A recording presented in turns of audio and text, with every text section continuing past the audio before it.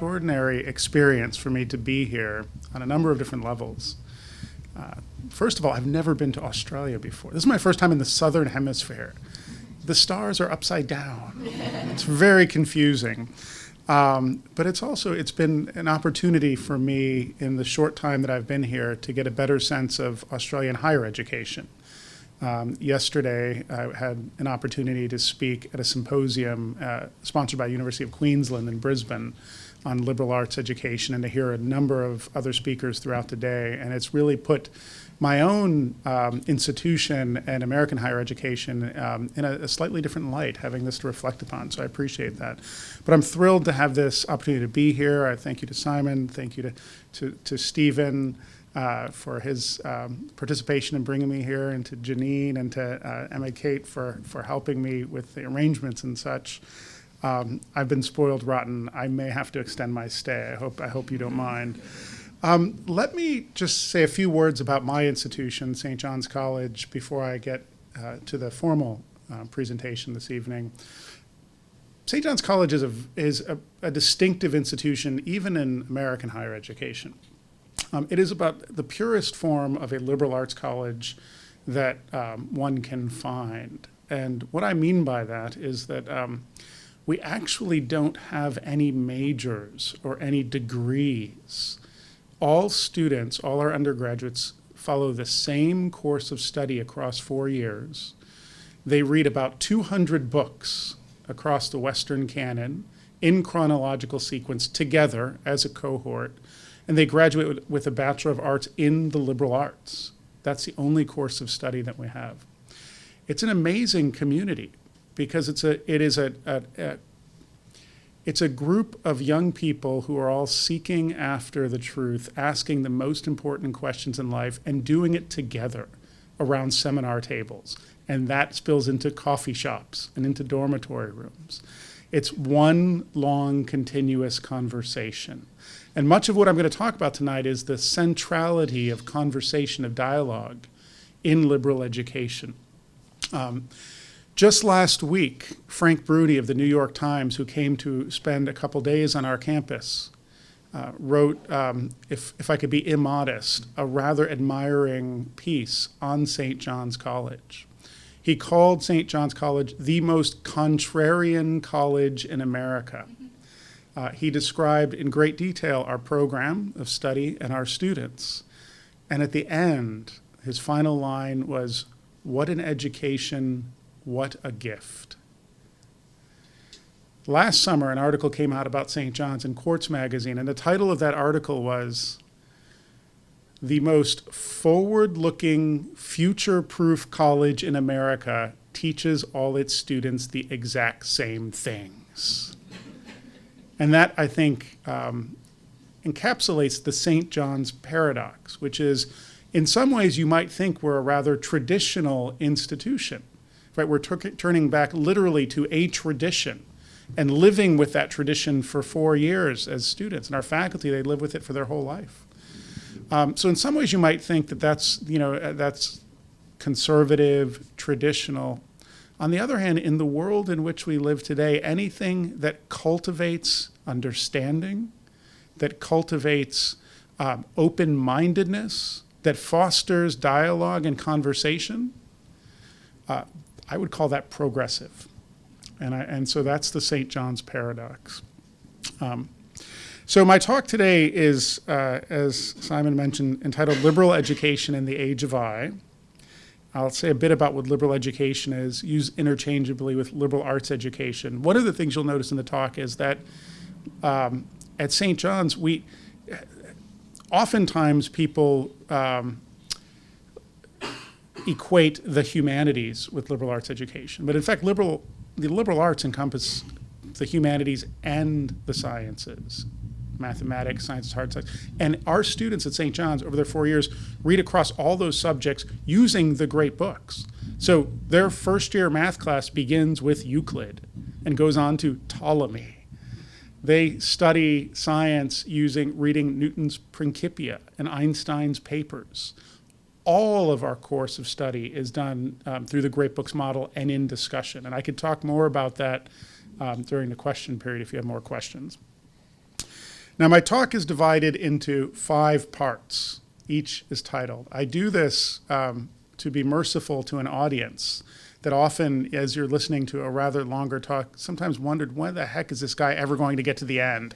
So these are little road markers along the way in case you get a little antsy along the way. So section 1 is called Rise of the Phoenix. Conventional wisdom holds that we live in a fragmented age. We are, by this account, divided into tribes, affinity groups, persuasions, and identities. We have political parties that appear to be consolidated around binary ideologies. We are separated by our tastes, our proclivities, even our skin. We form clans that eye each other across an apocalyptic landscape. I would contest this narrative. We do not live in the age of fragmentation, but in the age of isolation. We live in the age of I. Our clannish affiliations are just egos in close proximity to one another, huddled together, each seeking their own ends for their own purposes. In a time of infinite choice, we have embraced atomic individuality. When Protagoras declared that man is the measure of all things, asserting a radical form of relativism, Plato called him out as a sophist, as one making the weaker argument appear the stronger. There are ideas and ideals outside the self, truth, beauty, virtue, to which man is subject, Plato insisted. To suggest otherwise is to put the desire for power, that is, the desire to live according to our own will, above the desire for truth. For 2 millennia, Plato's case appeared solid. That consensus no longer holds. The age of I is not just Protagorean, insisting that man is the measure of all things, but Protean. Proteus in Greek mythology was the son of Poseidon, having characteristics of the ever-changing sea, of the fluidity of water. He was a shapeshifter, altering his form to suit circumstance. To be Protean is to be mutable, versatile, to be able to transform oneself at will. The theoretical term for this is self-fashioning, coined by the scholar of Renaissance literature, Stephen Greenblatt. Greenblatt claimed that at the heart of modern identity is the impulse to construct one's identity and public persona. When we refer to our current moment as liquid modernity, what we really mean is that our times are defined by a protean fluidity of the self. Relations between individuals are conducted upon matrices of power. At play is the assertion of raw will. How did we get here? How did we come to construe the world as a zero-sum game? 3 writers on the threshold of the modern world might help us to address these questions: John Donne, Thomas Hobbes, and William Shakespeare. As John Donne, the great 17th century metaphysical poet, recognized in The Anatomy of the World, writing at the advent of what we call modernity, to fashion oneself according to one's impulses and desires, one must overturn all orthodoxies. This unbridled individualism, his poem contends, fractures the bonds of custom and habit that bind us together. 'Tis all in pieces, all coherence gone, all just supply and all relation. Prince, subject, father, son, are things forgot.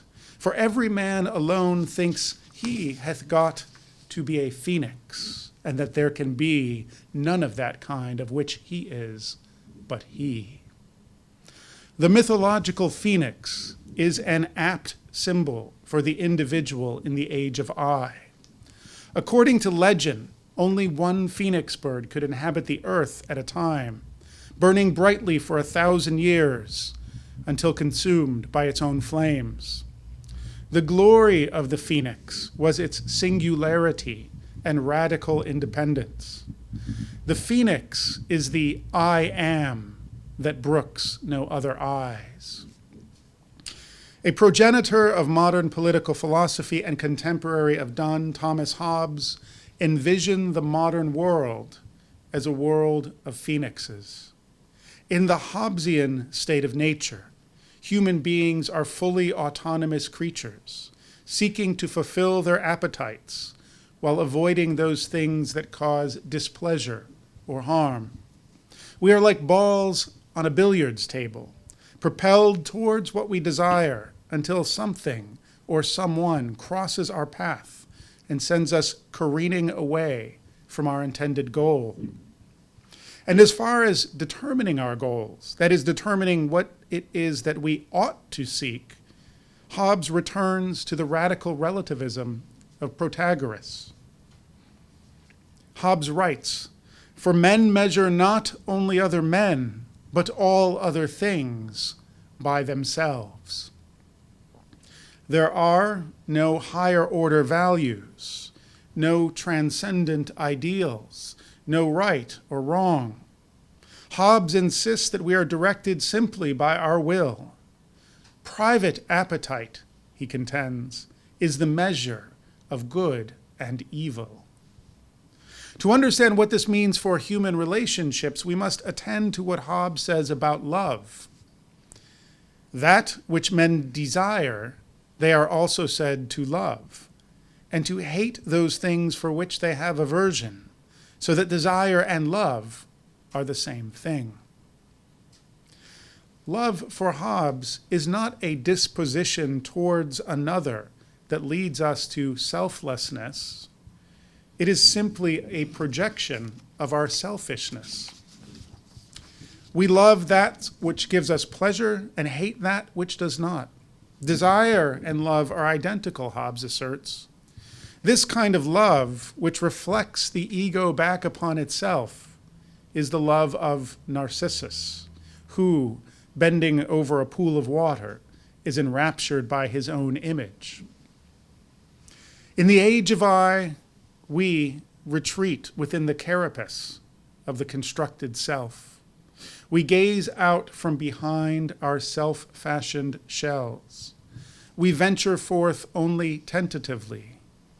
The arena of human relationships has become something like the no man's land between the trenches in the battles of the Great War. To venture out is to be exposed to risk and peril.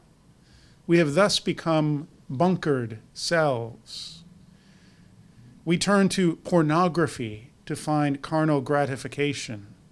We have Amazon deliver our necessities. We use Facebook to project a curated version of ourselves unto the world. The age of I has a tragic cast. Perhaps another early modern, William Shakespeare, can help us to understand the nature and scope of this tragedy. Listen to the titles of Shakespeare's comedies: A Midsummer Night's Dream, Twelfth Night, As You Like It, Love's Labour's Lost, Much Ado About Nothing, Winter's Tale, The Tempest. Now listen to the titles of his tragedies: Hamlet, Macbeth, Julius Caesar, Romeo and Juliet, King Lear, Othello. The difference is readily evident and striking. Shakespeare's tragic universe is centered resolutely on individuals. Each tragedy is named for a single character or a pair of lovers, whereas the comedies refer to general states, events, or social conditions. What does this focus portend? Shakespeare's comedies begin with trouble and end in peace. At the start of each, social relationships fray and fracture. Fathers reject their daughters' object of love. Brothers quarrel over inheritance. Friends compete for the attention of the same woman. False accusations of infidelity split husband and wife.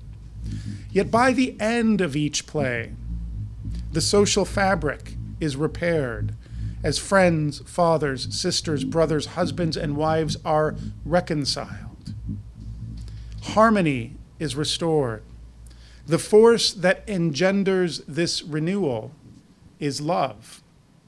The symbols of reconciliation in Shakespeare's comedies are the dances, celebrations, and marriages that conclude each of these plays. In the comic world, selfishness gives way to selflessness, and the sundered world is made whole again.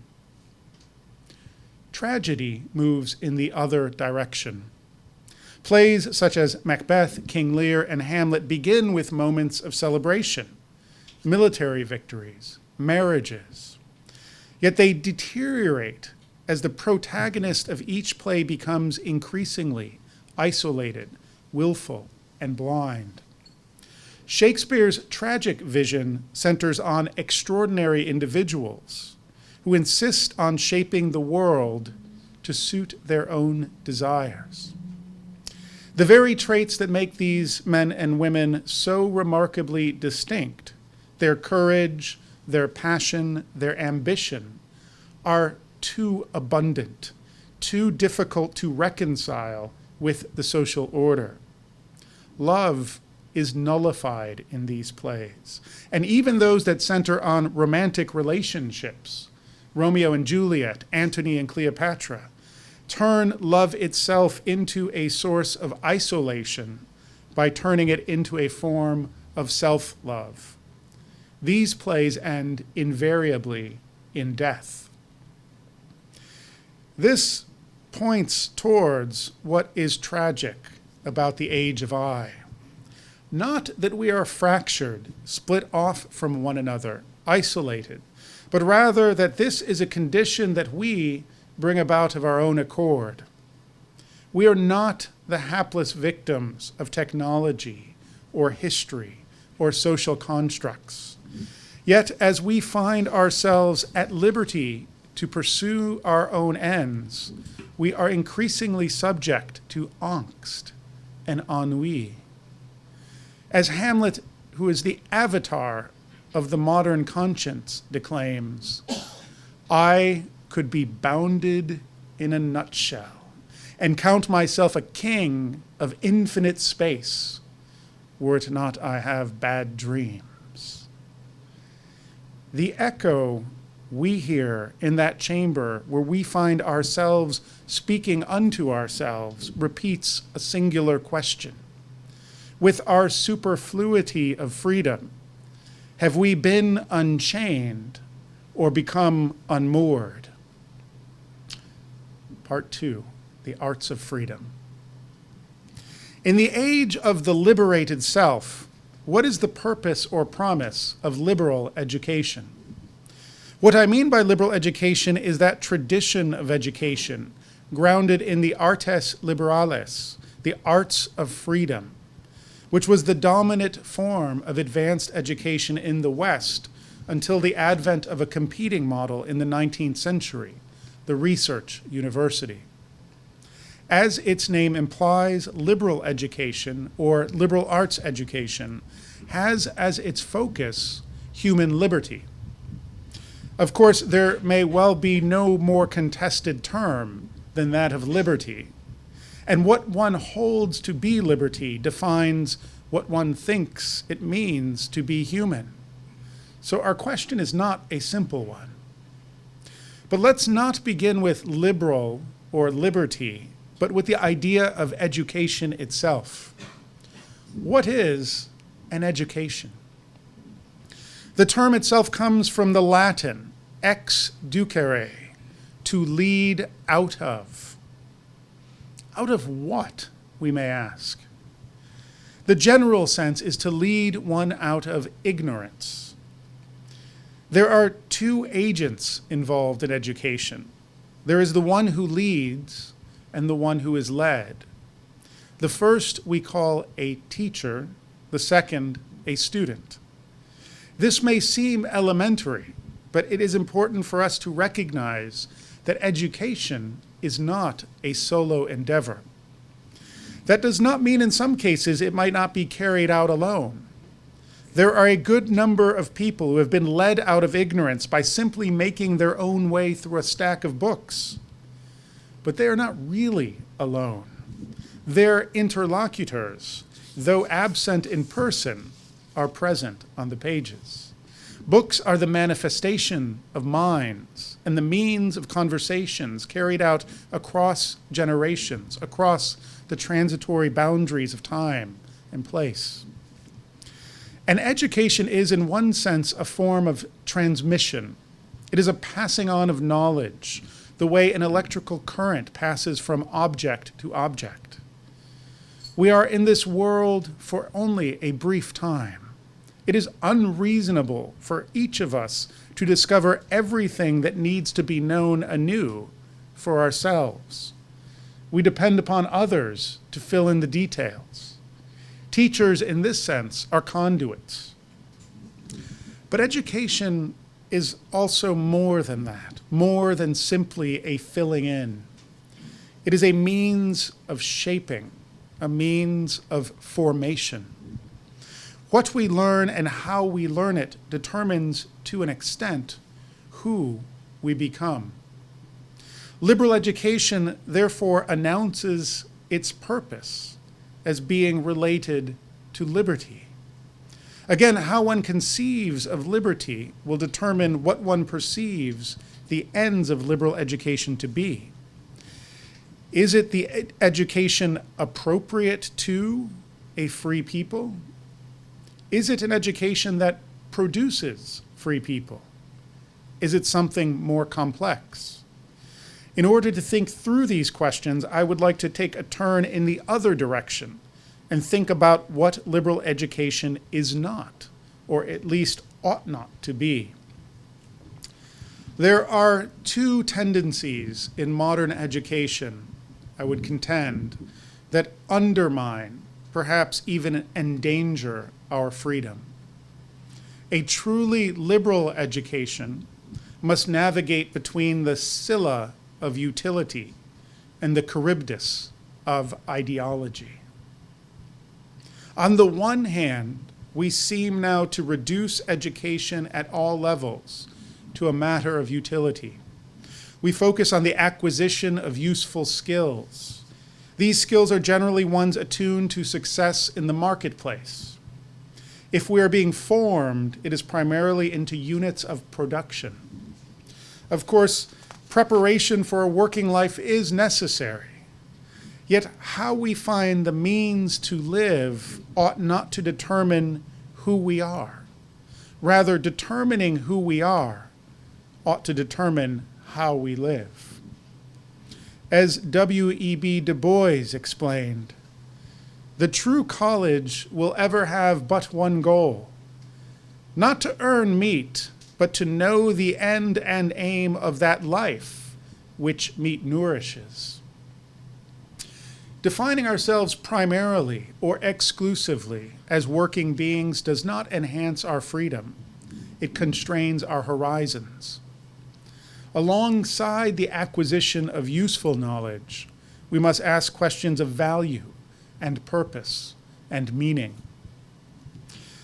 On the other side is education inflected by ideology. This may be even more pernicious.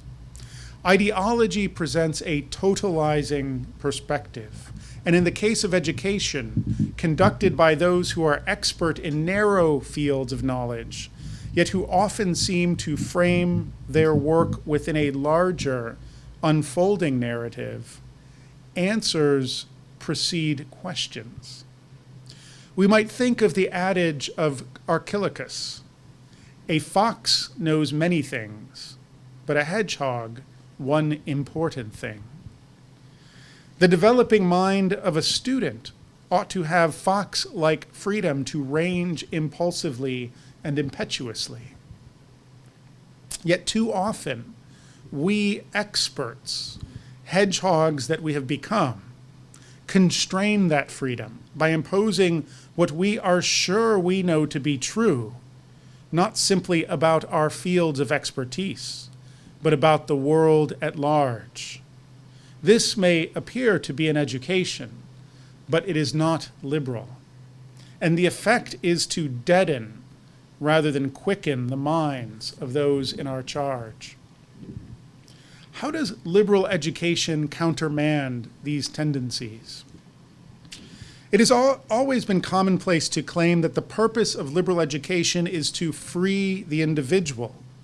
Liberal coming from the Latin liber, to be free. Of course, what is not commonly agreed upon is what the individual is meant to be freed from. In the ancient world, liberal education was the education of the free man. That is, one who was not bound to labor and could therefore spend time cultivating his mind. Leisure was the precondition of such an education.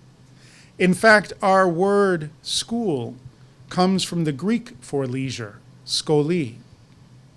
This still lingers in the notion of the undergraduate years as a sort of Arcadia, a time and place set apart from quotidian concerns. Another claim made upon liberal education is that it frees one from prejudice. Human beings are encased within a cocoon of pre-spun ideas, opinions, and preferences. Liberal education splices open that cocoon. We emerge into the world in an altered state, transformed, capable of flight. Others hold that to be liberally educated is to be freed from illusions. Our movement is from the cave of shadows into the searing day. This model promises illumination.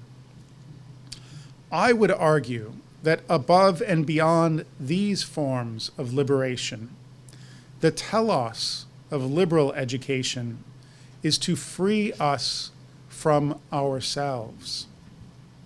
Our work is primarily internal. We are bound tightly by our pride. It constrains us. It isolates us. It distorts our relationship with others, with the world, and with what is true. The first order of business in a liberal education is to chasten. 3, the liberal arts and logos. Liberal education has as its operative function the posing of questions. It teaches us to measure, to evaluate, to critique, to determine, to hypothesize, to test, to query. It takes as its subjects all things that human beings might come to know. In some cases, there are answers available, and once uncovered, these answers are definitive. The square root of 16 is and always will be 4. Or minus 4. In others, we have I'm a language guy. I'm not the numbers guy. This is Elizabeth's fault. That's all right, Elizabeth. Forgiven.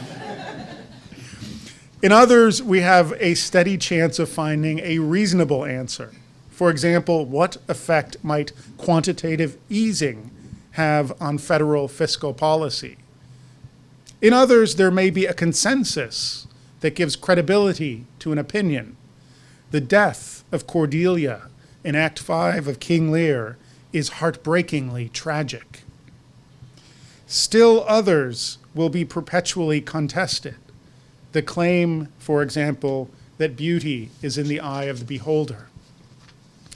What is particular about the liberal arts tradition is that all these forms of questioning and lines of inquiry are taken to be interrelated.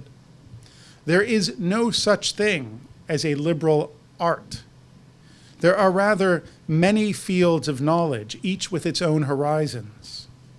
Yet those horizons overlap, so that exercising one's rational faculty in one area ripples across others. As a sort of crude example, let us think about how we exercise the human body. We've developed techniques to strengthen concentrated groups of muscles, our quadriceps or our triceps. When we are pulling a rope, we may be using some of our muscles most directly, but our entire musculature is engaged from head to toe as we form one tensile unit of force. And when we turn our body towards another task, hiking a steep incline, the effort of our muscles is redistributed. But strength in one area contributes to the efficacy of the whole. Thus, in liberal education, our effort to grasp Euclidean proofs, to read a score from Haydn, to unpack the rhetorical tropes of the Gettysburg Address are not efforts to master mathematics or music or statesmanship, but rather to develop the whole person towards the end of human flourishing. In the same way that a strong and healthy human body allows greater freedom of movement and action, so too does a strong and healthy human mind extend the scope and range of liberty.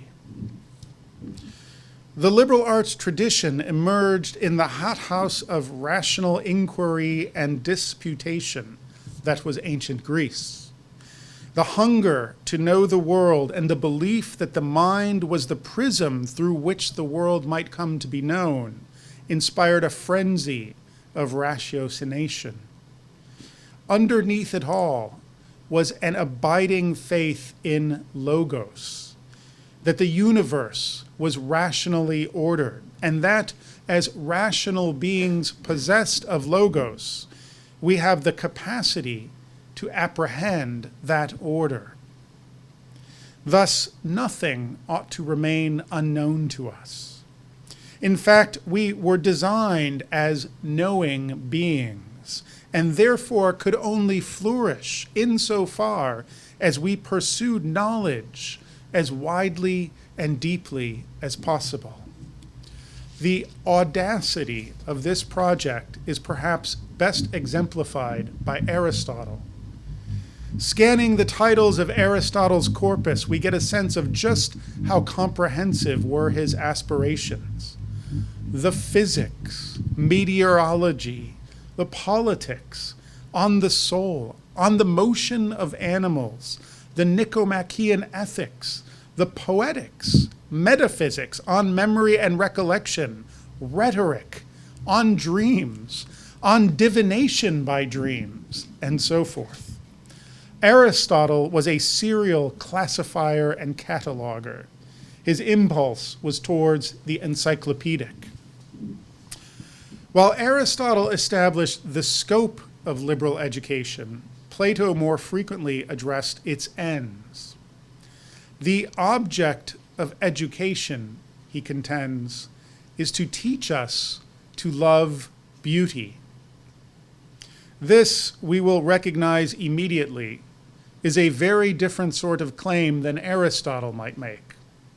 Yet it was no facile contention for Plato.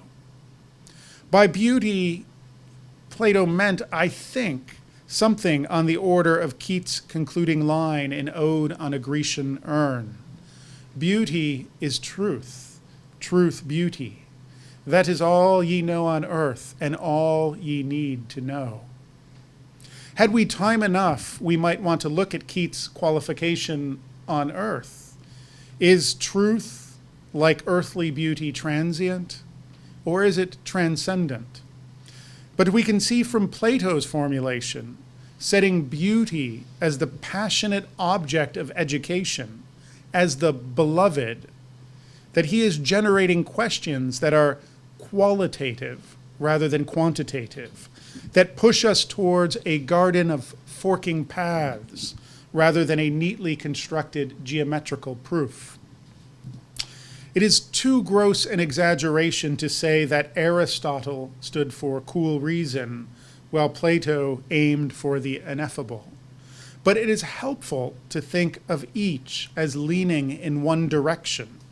Aristotle towards the concrete, Plato towards the abstract, Aristotle towards the measurable, Plato towards the infinite, Aristotle towards definition, Plato towards interpretation, Aristotle towards the examination of phenomena, Plato towards scrutiny of the multivalent self.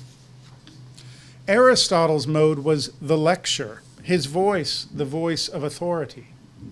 Plato's mode, the dialogue, the arena of conversation, by nature polyvocal. Where Aristotle worked with outlines and bullet points, Plato used allegory and myth. Yet Aristotle and Plato do not represent binary approaches to knowledge. Knowing yourself is the beginning of all wisdom, declared one of the philosophers. Philosophy begins in wonder, declared the other. Both of these are claims that either would have readily made. Part 4, Dialogue and the Double-helix. There are, broadly speaking, two ways of knowing the world, both of which are necessary, yet ultimately irreconcilable. What we know can be divided into two categories, that which we can measure and that which we cannot. On the one hand, human life is finite, bounded, defined by ridges and borders. On the other, we touch the infinite.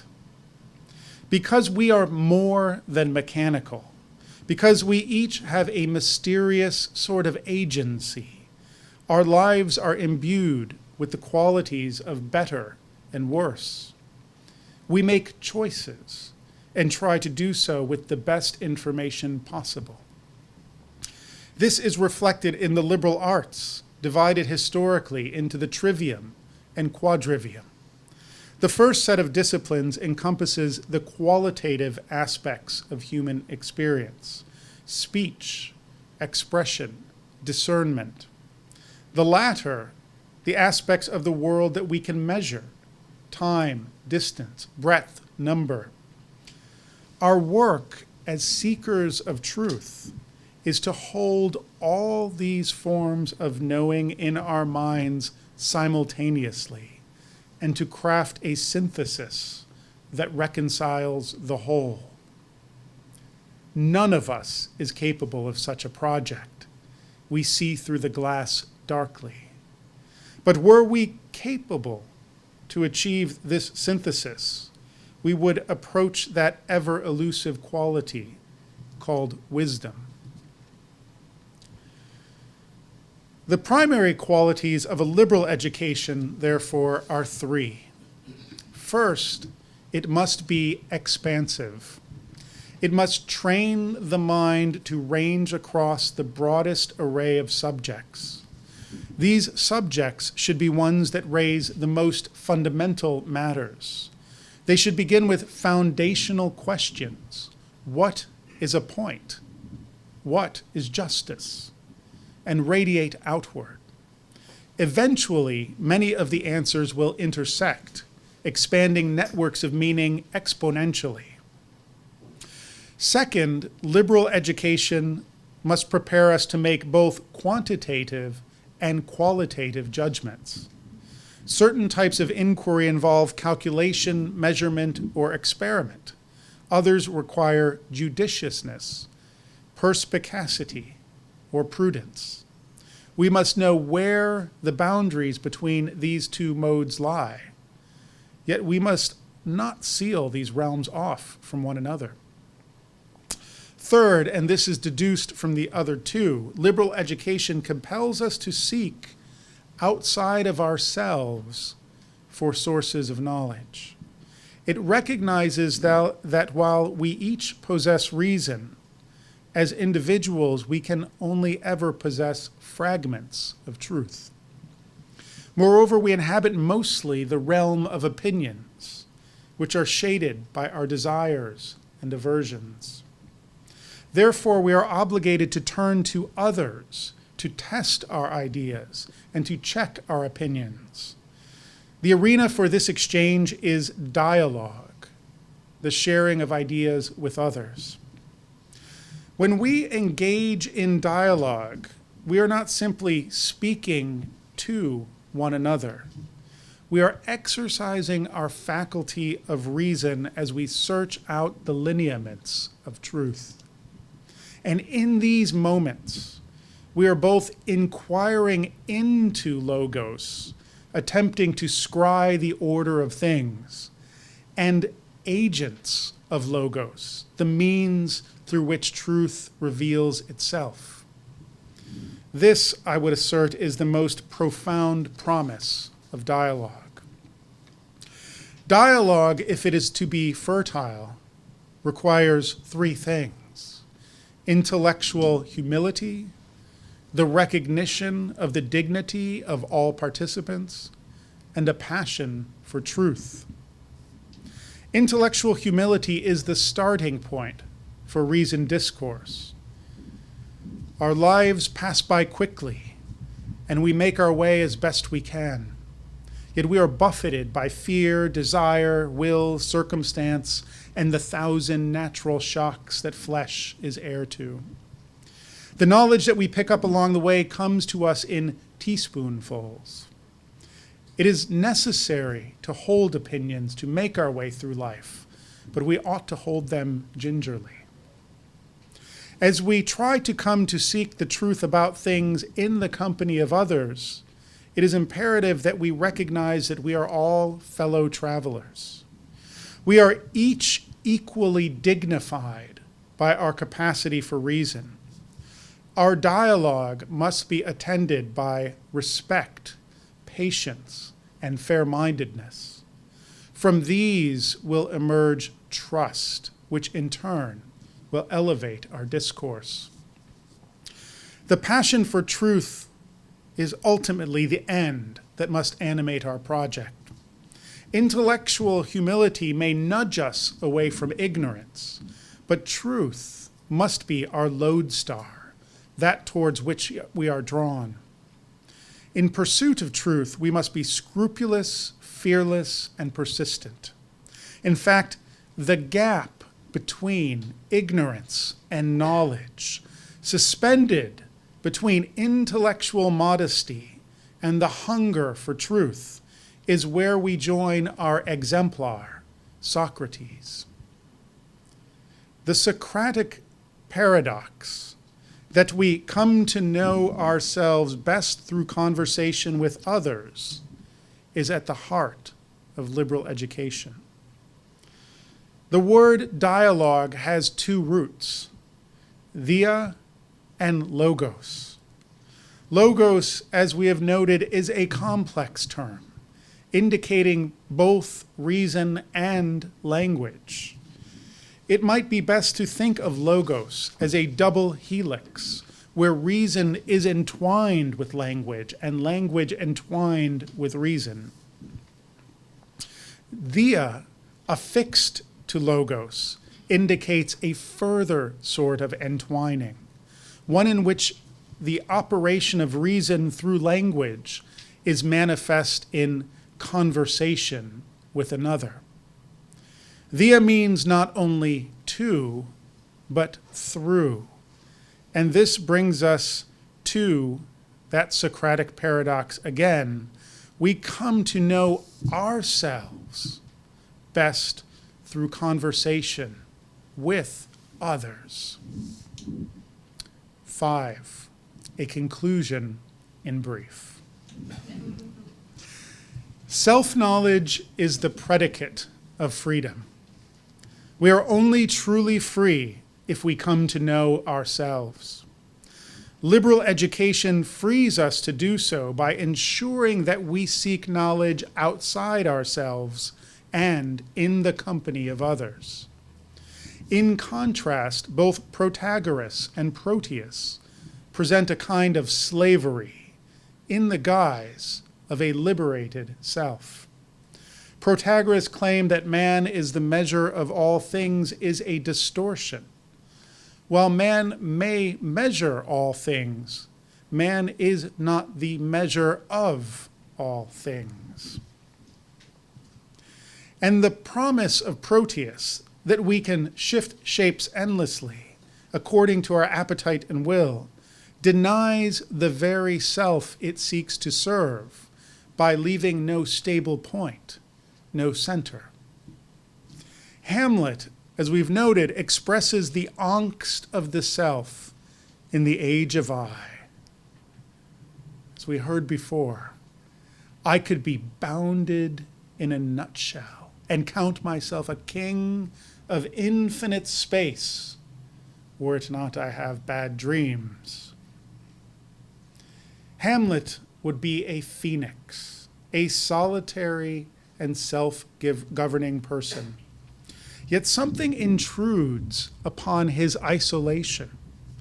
His desire to live in soliloquy as a solo voice speaking back onto itself is neither sustained nor sustainable.